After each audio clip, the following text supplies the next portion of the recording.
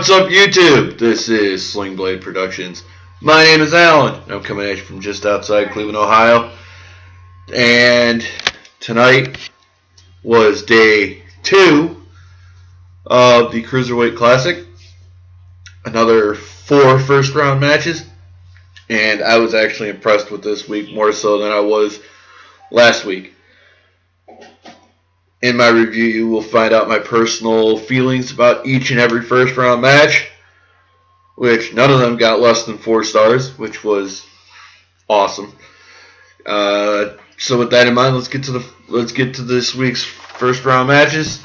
And the first match in today's showing was Tajiri. Everybody knows Tajiri. He's from Japan, and he faced off against Damian Slater from Australia. And this was a match that had some nostalgia for me, with Tajiri having been an ECW guy that ended up joining the then World Wrestling Federation after ECW was bought out by Vince McMahon. So seeing him on WWE programming again was freaking awesome. I was always a huge fan of his, from the time he was in ECW to the time that he left WWE, and then he went back to Japan. Damian Slater, never seen any of his matches, so he was a relatively new face to me, and I rather enjoyed this matchup. Slater is quite an amazing wrestler, and Tajiri showed he could still go even at his advanced age of 46 years of age. WWE needs to put Tajiri in the Hall of Fame. There's no ifs, ands, or buts about it. And they need to bring him back for at least one more run in the new WWE Cruiserweight division. And this match, in my opinion, was perfect. There's no way around it. After tonight, even in defeat, I am a huge fan of Damian Slater, and I would love to see him in WWE's Cruiserweight division. So, Triple H, I have a challenge for you. Re-sign Tajiri. Get him one more run with the WWE Cruiserweight Championship.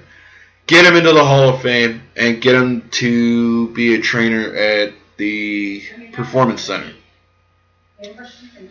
Match number 2, TJ Perkins from the Philippines versus Damak from Germany. Oh, before I get to that, your winner was Tajiri by pinfall, and I gave that match 5 stars. Now on to match 2. Again, TJ Perkins from the Philippines versus Damak from Germany. TJ Perkins is a guy I know from his days as Suicide/Manic in TNA. I've been a fan of his for quite some time. Damak is a guy who is relatively new to me. I've never seen him work before until tonight, and I was impressed. Bell to bell by Damak. They had quite an amazing match from bell to bell. Both these guys could be amazing in a WWE Cruiserweight division going forward. And the finish was amazing. It was the first submission finish I've seen in the entire tournament. So, again, Triple H, I'm challenging you. Hire TJ Perkins on a full-time basis. Hire Damak on a full-time basis. Now, with that in mind, TJ Perkins, your winner by submission. Again, perfect 5 stars. Match number 3. Mustafa Ali of Pakistan versus Lince Dorado of Puerto Rico. And this was one match that I anticipated. These guys both new to me, never seen either one wrestle, and I always love seeing new wrestlers. This match, when I heard about it, gave me a dream match feel. Simply because I had heard stories of people who had actually seen these guys wrestle, and they said that these guys were very impressive. I love my high flyers, and I'll give you a list of examples. You have Jeff Hardy, who's a high flyer. Sin Cara, Kalisto. Rey Mysterio was another high flyer that I really, really, really enjoyed. So, with that in mind, this match was worthy of the holy shit chance that fans were giving toward the middle and end of the match. This had to be my favorite match of the night. I was seeing spots I'd never seen before, and this match was definitely worthy of the "This is awesome" chance. This match was just incredible, and this was my match of the night. Now, with that in mind, Lince Dorado won the match by pinfall. Not 5 stars, but 6 stars. So, let's move on to match number 4. And this one was Akira Tozawa of Japan. Oh, before I get to that, would love to see Lince Dorado hired full-time to the WWE. So Triple H, there's my challenge. Hire Lince Dorado right now. Now, back to match 4. Akira Tozawa from Japan versus Kenneth Johnson from the United States. And this was another match I was anticipating. These are guys I've never seen wrestle, but I've heard stories of how good they are. I love Japanese wrestlers. I grew up with Kaz Hayashi, Funaki, Taka Michinoku, Tajiri. And now I've got Shinsuke Nakamura to root for. Kota Ibushi is another guy who I actually called to be hired. And Triple H, here's another challenge for you. Sign Akira Tozawa full time. And do that now. With that in mind, I also love my home country. Everybody knows I bleed red, white, and blue. So with that in mind, this was a match I was kind of torn between the wrestlers. I didn't care who won. Tozawa reminds me of a small Japanese version of Bret Hart. Solid in-ring technician. So his style reminded me of Bret's. Johnson reminds me of an African-American Rey Mysterio style-wise, being a high flyer. And I mean that in the most respectful light.